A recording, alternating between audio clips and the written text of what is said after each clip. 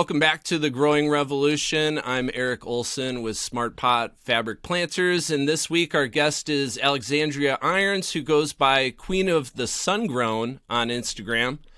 She's a consultant and teacher who focuses on growing sustainably and affordably. She's a big Smart Pot fan, and her outlook on agriculture is something that we wanted to promote. So, Alexandria, welcome to the podcast.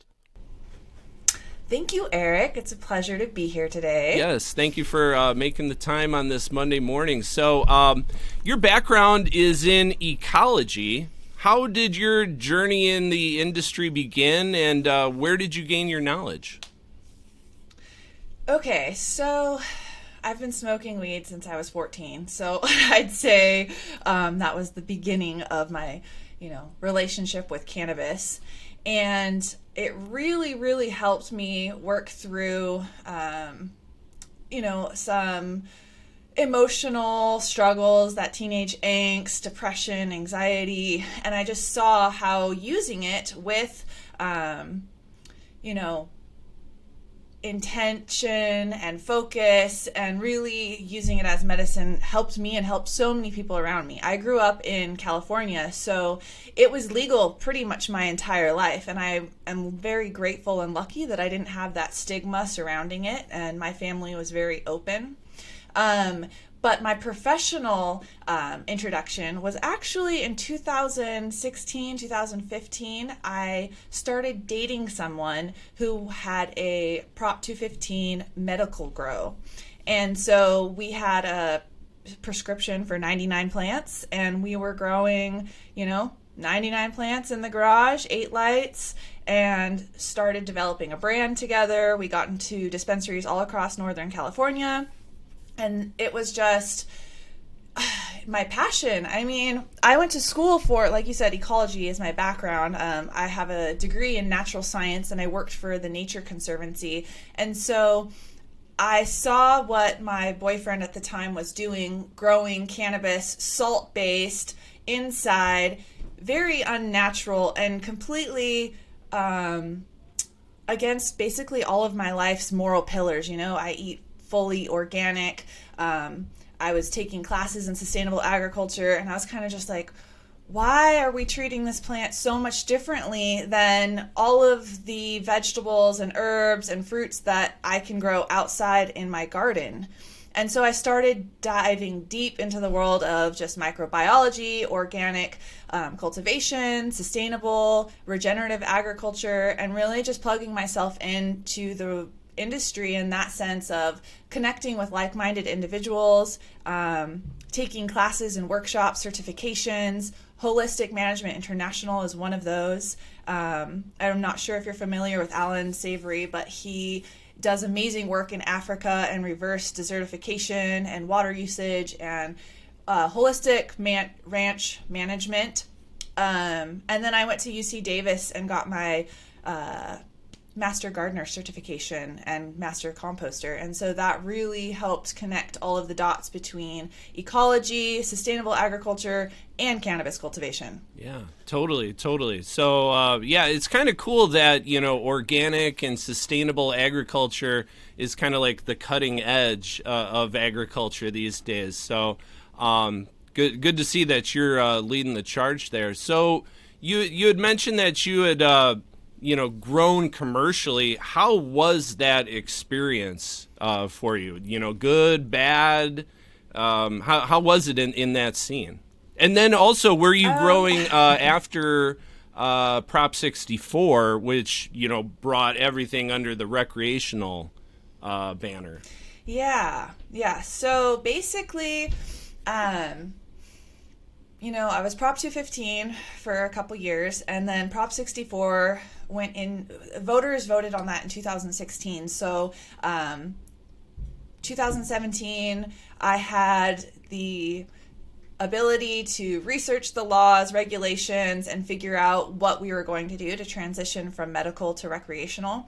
And basically, with Prop 64, it gave each individual locality the ability to create its own rules and regulations. And so where our medical business was set up, after recreational legalization, it actually made it illegal to grow there because it allowed each individual city to choose whether or not to allow cultivation. And so the town that I lived in decided not to. Despite my greatest efforts to convince them otherwise, I went to every city council meeting, wrote letters to the mayor, went to the Department of Food and Agriculture, spoke at the Capitol.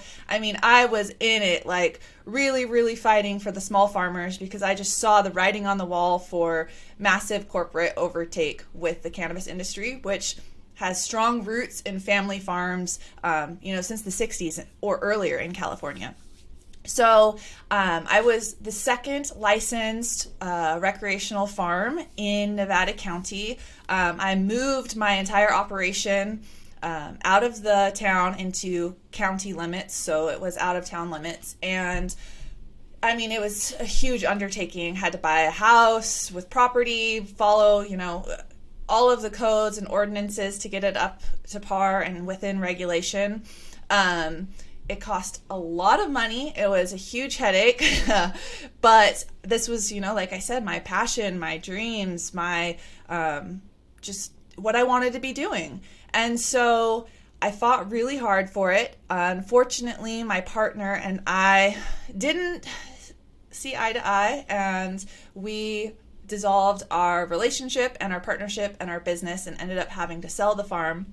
But I continued farming in Nevada County, allegedly a little, back and forth between traditional market and legal rec. I tried my hardest, but the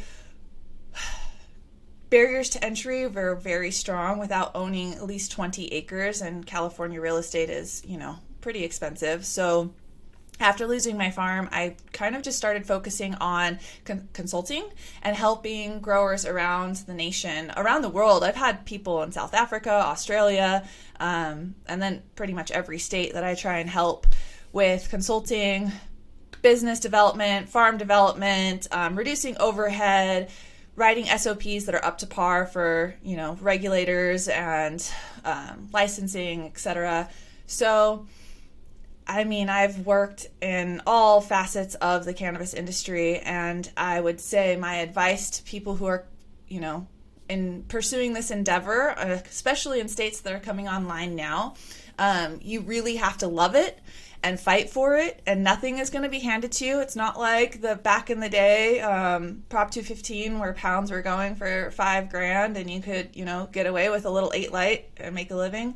You really need to have a clear business plan, a budget, direction, and vertically integrate as much as possible to reduce those costs incurred from other people trying to take a piece of that pie. So that's the long answer to a short question. Yeah, no, I'm just listening intently and agreeing with pretty much everything that's coming out of your mouth, and that's awesome that you at least got to taste what commercial cultivation is like, and all the hoops that need to be jumped through. And I 100% agree that if you're gonna grow cannabis commercially, like, you gotta really love the plant, you gotta really have your heart in it, because if you don't, I don't think it's gonna be worth it. There's just so many headaches, even beyond what traditional agriculture really has to go through. You gotta love the plant, which obviously you do, and most of our fans do too. What pests are you seeing farms dealing with lately, and how are you consulting with them to remedy the problem? The hemp aphid has been a big one. It arrived in 2016, and it's pretty much spread all over the U.S. at this point.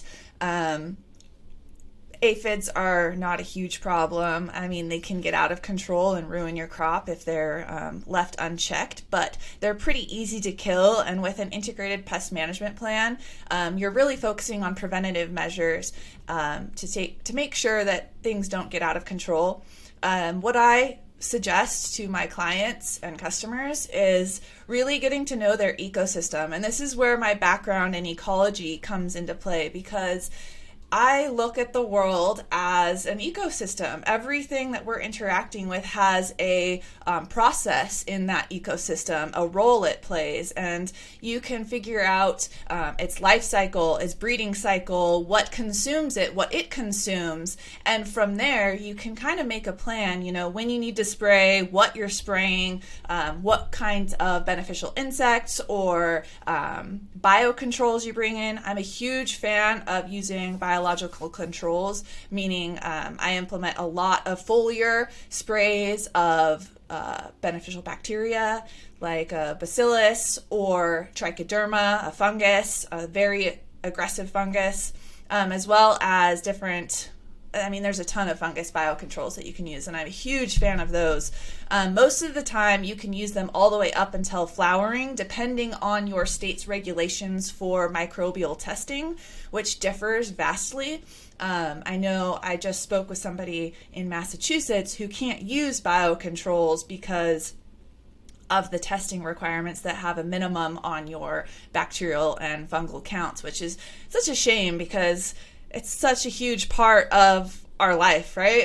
Everything in the world is really regulated and processed by microorganisms. We're just facilitating them. We're the body's holding all of those microbes. Everything is like that. So really just, getting to know your ecosystem and having that IPM plan and putting the preventative measures in place and just having a holistic view and understanding of how things work, really. Totally. Everybody's going to have different problems, different states, different, localities are going to have microclimate variations. And, to get your farm dialed in, talk to Alexandria. What's your experience been with the hop latent viroid? To my knowledge, I've never dealt with it, but have you dealt with it or seen growers combating it? I have definitely dealt with viruses and viroids. I didn't get it tested to determine which virus it was, but over 50% of the genetics in California right now is probably higher this year. This was last year that I was reading these statistics. Are infected with some kind of virus or viroid. And my last year growing commercially was not this past year, but 2021. I received a batch of clones, and some of them were infected with a type of virus or viroid. I wasn't sure, I didn't get it tested to see which one, but you can't tell during the vegetative phase necessarily. It's during that transition that you start seeing stunted growth. The plants don't get nearly as big. They have kind of a mutated growth pattern where they're very rigid. And then you start seeing the mosaic patterning on some of the fan leaves. And so this is because plants use chloroplast to combat viruses. And so you'll see a lack of chlorophyll in those leaves where the mosaic patterning of like chlorosis, which is the yellowing. And this is a telltale sign of a virus. So I knew that I had it. And when you're growing in living soil, where you have a ton of bugs and fungal networks, you can spread the virus through vectors because, as you know, a vector is like any kind of wound, either from mechanical pruning, like with cheeky mosses or scissors, or aphids or any insect bites that can transfer the virus, as well as in some rare cases, mycorrhizal network of fungi that have a relationship with your plant's roots can, even if the virus gets down there, it can live within that fungal network and pass on to other plants that attach to it. So that was pretty scary for me. But the thing is, with living soil, you're also increasing your plant's resistance to stress and having a ton of microorganisms and bugs there. They'll also help combat viruses and viroids. And this is because they increase your plant's hormones. Specifically, jasminates and ethylene do a really good job of combating viruses and viroids in plants. There's a ton of studies done on different plant hormones stimulating jasmonic acid, methyl, jasmine, really limiting the transfer of viruses to other plants, and as well as inhibiting them from spreading throughout the plant. So really, I just try to boost those hormones, and this can be done with a variety of methods. I actually just wrote a paper on jasminates and how you can increase them in your plants. It is available on my Patreon. That's Queen of the Sungrown, patreon.com. And I write monthly articles like this, just diving deep into the science behind plant biology, IPM, nutrient uptake, viruses, whatever it is. I love nerding out on all of these different topics. So this is a great opportunity for me to share what I learn in an easily digestible article. I try not to use a ton of like scientific nomenclature and just keep it simple, because I feel like that's the best way to reach a wider audience. Yeah, that's awesome to hear that there's some hope for combating viruses, because, I'd say kind of the general consensus is, once you have it, and there's no dealing with it other than maybe like outgrowing, taking cuts off of, your farthest, branch, and in the hopes that will be a virus-free cut. So that's cool that there's some, actual methodology to combating that virus. Yeah, and I would say definitely tissue culture cloning is your best bet at eradicating or obtaining a clean cutting. And you can actually do this at home pretty simply. I've also posted a recipe on my Patreon for how to tissue culture at home, using things that you can buy from the store or order on the internet. And basically, you're only using, like an inch and a half of new tissue growth, which is like the apical meristem, wherever the newest growth is coming out of. You have less of a chance of grabbing any tissue that has the virus infected within it. That's the crazy thing about viruses, is that they can move throughout a plant, but they also don't have to be throughout the entire plant. It could be isolated to one region. And so that's why testing is so difficult, because sometimes wherever you're grabbing your test tissue sample, it possibly could not have the virus. And so this is the best way, I would say, to trying to make sure that you get a clean cutting. Yeah. One of our guests from season 1 was Bill Graham with Microclone. And he is a big advocate of using that methodology to get over the hump of the virus. Cool. So moving on, you've been doing these living soil master classes around the country at various, hydro stores, it appears. How did you come up with that idea? What did it take to put together, and what can people expect from those classes? Well, this is great questions. I actually am doing the Living Soil Masterclass with Growcast podcast. And so it was kind of his idea, because we've been working together, over the last 3 years, creating content, and he knows how passionate I am about living soil, and he really wanted to, my transition from commercial cultivation into consulting and education.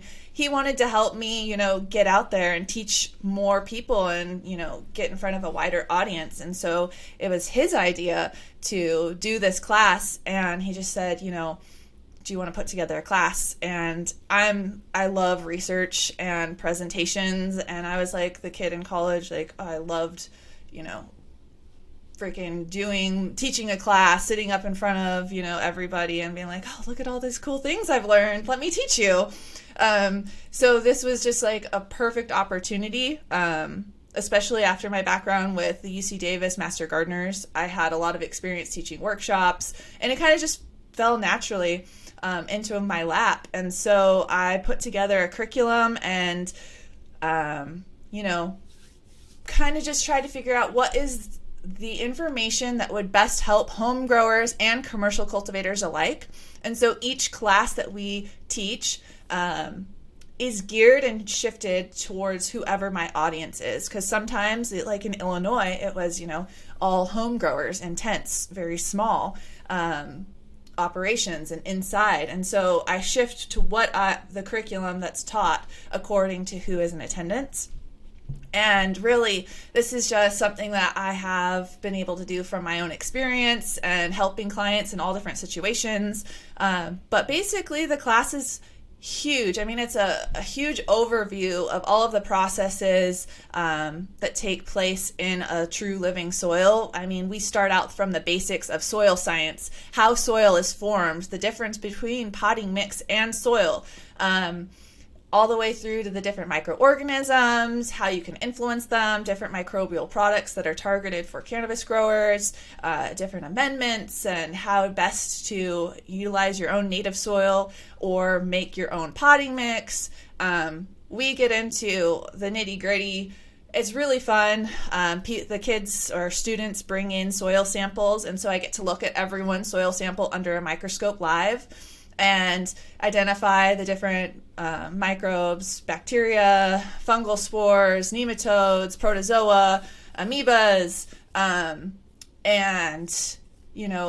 every time we see a nematode, that's probably like the most exciting thing. Everyone's like, oh wow, the nematode's eating bacteria. It's swimming across the screen, and it's like I'm hunting the nematode live, and everyone gets really, really excited and wants to take a picture with their nematode. So it's really fun. It's a really good time. Nice. How long do those classes last for? They sometimes, it depends on how many people are there and how many questions, but we shoot for like 5 hours, but it's been up to like 7 or 8 hours in Denver. Man, that was a really long class. I almost lost my voice from talking so much. Yeah. So it's a pretty deep dive. People should, bring a lunch and be prepared for a full day of learning. Awesome. Oh yeah. Yeah. Awesome. All day. So I've noticed, checking out your social, that you're a big fan of de-leafing your plants, but then also turning those leaves into fertilizer. How does that work? Yeah, so part of the pillar of regenerative agriculture, right, is like closing those loops. And so, but what you mean by that is reducing as much waste as possible. And I'm a huge fan of de-leafing just for airflow, part of IPM, especially outside, because bugs love to live on the underside of your leaf, just removing any old dead growth. And so each of those leaves holds the nutrients that your plant requires in the ratio that they require. And so why throw away those nutrients and not reuse them and feed them back to your plant? And so when I was growing large scale in California, I had goats. I had like 7 goats and up to 20 chickens at a time. And so I would feed all of my defoliation to the goats and to the chickens, and then I would take their bedding and manure and compost that, and then use the compost in my gardens again. And so it had, that full closed loop cycle. Totally. But now that I'm growing small scale, I'm just growing in my garage in a couple tents right now, because I moved to northern Washington and it is frigidly cold, and so right now it's inside only. I'll try some things outdoor next summer, but I'm experimenting with the Jadam fertilizer, so just taking those leaves and fermenting them basically, and then using that to feed back into my living soil beds. Nice. Does that take a long time, the fermentation process? It doesn't take too long. I mean, a few months. They say that a year is like the best for this nutrient, but you can use it. It depends on which method you're using. If you're doing like, adding sugar, or if you're just purely just water, leaf mold, letting the microbes break it down. So right now I'm about 2 months in, and I'm going to wait at least 6 months before I test it out. I do this also with fish. We're a big fishing family, and so all body parts of the leftovers of the fish, the head, skin, spine, guts, we save and combine with like sawdust and microbes, compost, water, the lake water that we caught them from, or river water. And then that's been sitting in my garden shed for, I would say, 6 months now. I need to go through and strain that. I'm not looking forward to the straining part. I was going to say, that's got to be a little fishy. Yeah, it is a little. It actually doesn't smell bad, right now, but I'm sure once I'm pouring it out and straining it that it's going to not smell great. Luckily, I have a gas mask, a welding mask from working in the fires and the ash in California. We always had to wear masks while working on the farm, so I'll use that while I get fishy. Yeah, smart. Speaking of smart, you've been a Smart Pot user over the years. What sizes have you used, and what do you like about growing in a Smart Pot versus any other container? Yeah, well, I would say definitely the air pruning, not getting root bound or root rot. And I've grown in 7 and 10 gallon when I first started growing using salts. And then I quickly switched to a larger bed. And then I've also grown in the 400 gallons. My first outdoor plants were grown in 400 gallon Smart Pots. And that was pretty cool. I drove the skid steer and lifted up like the whole tote of soil, and then had somebody like cut it open over the 400 gallon Smart Pot, and it fit perfectly one tote of soil in there. This is before I was, utilizing native soil, very expensive way to fill your Smart Pot. But it was really cool. The plants did great. I prefer, obviously, the larger volume of container size because you're going to have more, it's a larger ecosystem. There's going to be more microorganisms. I'm a huge fan. The bigger the roots, the bigger the shoots, the bigger the fruits. So big plants, big pots. Yeah, totally. Yeah, your top growth is equivalent to how strong your root development is and how many roots you have and their uptake abilities. So awesome. So you seem to have a pretty good grasp on the national cannabis marketplace. What do you think will be the biggest challenge for cannabis cultivators when it's legalized by the feds? More taxes. Pretty much every federal legalization bill has had a minimum of a 25% tax that would go to the federal government. Yeah, and that's on top of any state taxes. Yeah, and California alone, it's like $146 per pound. Not to mention you have your local county and city taxes, plus testing, and then some states require you to go through distributors instead of direct farm to consumer market. So really, I would say just, more costs are going to incur, and then it's also opening up the playing field to companies that otherwise haven't dabbled in cannabis yet because of it being federally illegal. But I do see positives as well because we'll see interstate commerce, which is really a limiting factor. When you just think of basic economic supply and demand, you can't reach a consumer if you can't cross state lines. And so with places like Oklahoma and California that are producing huge quantities of cannabis, way far more than what their localities could consume, we could see that helping them, especially small farmers who are able to engage an audience with good marketing and storytelling abilities, kind of like how the craft beer movement has been able to. This could really help some small farmers get through and stay afloat while they're combating these multi-state operators who basically have millions of dollars to bleed while they're waiting for federal legalization. So we'll see how that plays out. I'm not sure when that's going to happen. I mean, that's all politics. It really just goes back to money. And if enough cannabis multi-state operators are going to put in that money into lobbying and paying for federal legalization. Yeah, I think the alcohol lobby is probably pumping a lot of money into politicians to be against cannabis legalization. Just from law of economics, if you only have $100 to spend and, now cannabis is legal and you can spend half of that on cannabis, well, that's less money that's going towards your alcohol budget. So we all know big alcohol views cannabis as something that they might, ultimately want to jump into, and some brands have. But I think overall alcohol views cannabis as a nemesis. So we'll see what happens. I would have thought legalization would have been sprung by now, but who knows? We'll see.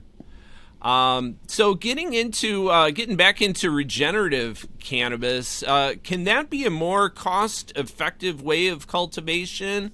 And do you see the industry moving in that direction? Or if not, what is holding people back? So regenerative agriculture in general costs less in resources, but it costs more in labor. So that means that yes, you're going to be spending a lot less money, but you're going to be putting in a lot more time to get those systems in place, especially in the beginning.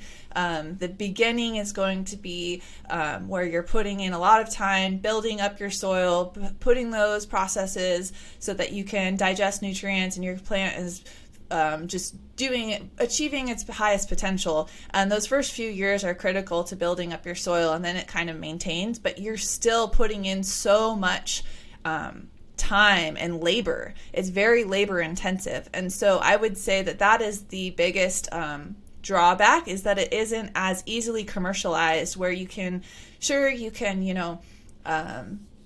plant in the ground fields and cover crop and add compost and be doing these things on a large scale, but it's a lot more time intensive and you're going to be having to pay more in labor. So a lot of people would rather take the easier route of just feeding salts and not building up their soil. But if you listen to scientists around the world are saying that we may only have 60 harvests left in our soil with how we are extracting the resources and nutrients and reducing our topsoil at the rate that we're going. And so I think that regenerative agriculture as a whole is gaining momentum as folks really pay attention to climate change and just the changes that we're seeing in our natural world and ecosystems, and providing a future for our kids. It's not really, I don't think, our lifetime that we're going to see, but maybe our children's, our grandchildren, that are really going to be paying the consequences of our agricultural methods right now. That's really where, like, my background in environmental science, I was taught, I remember my first class, they're like, the biggest impacts on the environment are agriculture and fishing.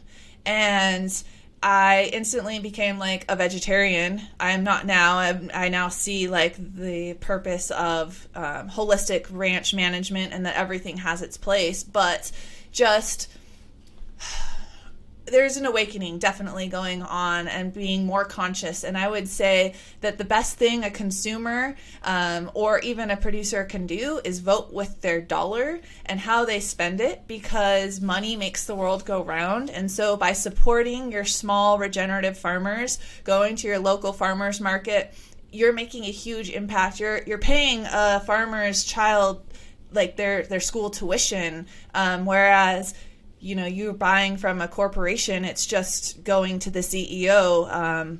And so you're really having an impact on your community by supporting local, supporting regeneratively grown. There's definitely some great certifications that cannabis growers can get, like Sun and Earth Certified, which is owned by Dr. Bronner's.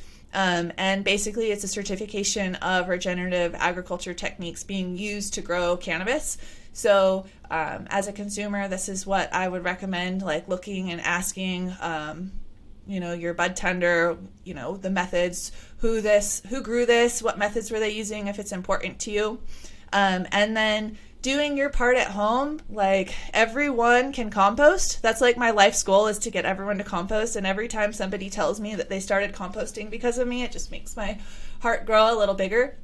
40% of the landfill could be composted at home. It's super easy and simple to do. Anybody who needs help with it, I have workshops, resources, PDFs. Feel free. That's free, because I just want everyone to compost. And that's like a key pillar to regenerative ag, is composting your waste. Waste not, want not. Yeah, it's crazy. We weren't big composters until we got a house this last year. And now we fill up this tabletop thing with compost pretty much in a day, and that goes into outdoor compost sack. And yeah, that's just free food for all of your plants. And otherwise, that would just be going to a landfill forever. So that's awesome to see that you're a big composting advocate, because I am, and we are as a company as well. And, just being a small company, we align with, the small growers out there. Yeah, we have, the MSOs as our customers as well, but, we just have a soft spot in our heart for the little guy, because, they're always going to be the underdog in the corporate world. So, vote with your dollars.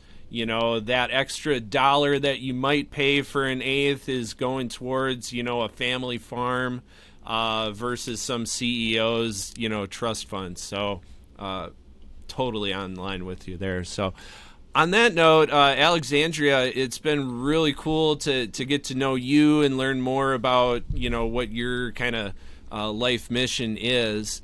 Can you tell people where they can find you online and then social media wise? Yeah, queenofthesungrown.com, patreon.com/queenofthesungrown. That's where I'm updating most of my exclusive content. Like I said, articles, recipes, IPM. I do a weekly Discord live chat, answer personalized questions. And then Instagram and YouTube at Queen of the Sungrown. I am always happy to talk shop. Send me a DM, whatever. I love helping people grow better, smarter, and more efficiently. One last thing I want to say about composting: smart pots are excellent sources for home vermicompost bins. I love using the smart pot. It's great for drainage. You don't have to worry about drilling holes. And if you cover it with a mulch or a wet burlap sack, you can just, throw your waste into the smart pot directly, and the worms love it. So that's an excellent way. If you don't have the space or room to do a full compost bin, you can get a small smart pot and just throw some worms in there. 100%. What's really cool is I was actually kind of doing that at my previous residence, and I had I think it was a 15-gallon that I was using as my compost sack with just a ton of worms. And what was cool is every couple weeks I would pick up the smart pot, because it was on a concrete patio, and there would be 5 worms, that the eggs had kind of washed through the fabric and then hatched. And so there was always 5 or 6 worms just chilling underneath my smart pot on the concrete there. So I'd quick grab them, throw them into various other pots. So yeah, worms love smart pots. Absolutely. Oh yeah. Nice. Well, thank you so much for joining us on the podcast. We look forward to, following your journey going forward. Awesome. Thank you for having me.